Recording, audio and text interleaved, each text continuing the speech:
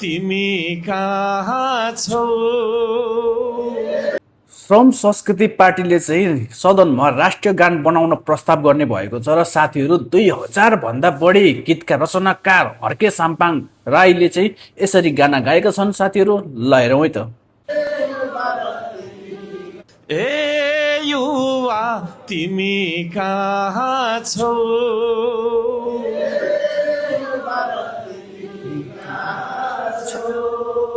शहीदले चाहे जस्तो आको छैन शासन।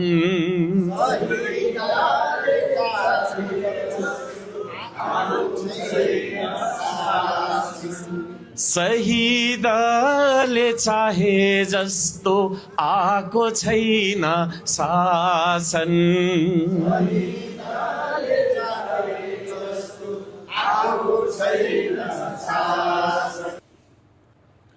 शहीदले चाहे जस्तो चाहिँ शासन आइसक्यो होइन, तर हर्क साम्पाङ नै प्रधानमन्त्री बनाउनु पर्छ भनेको चाहिँ शहीदले थिएन। त्यसैले हर्क साम्पाङ प्रधानमन्त्री बन्ने शासन कहिले पनि आउँदैन।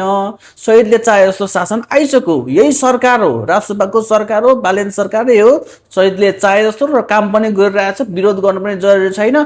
फकट सिधा सादा जनतालाई चाहिँ उकासेर पुरा इमोसनल ब्ल्याकमेल गरेर इमोसनल बनाएर चाहिँ आफूतिर पुरा हाई बनाउँछु भन्ने सोच चाहिँ गलत हो। सिधा सादा मान्छेहरू अलिकति लाग्छन् होला पछि पछि, तर स्मार्टली सोच्ने हर्क साम्पाङको पछि लाग्दैन है साथी हो। यति कुरा चाहिँ बुझे हुन्छ। तपाईँलाई के लाग्छ कमेन्ट गर्नु होला, लाइक गर्नु पनि नबिर्सिनु होला है त साथीहरू। Thank you so much.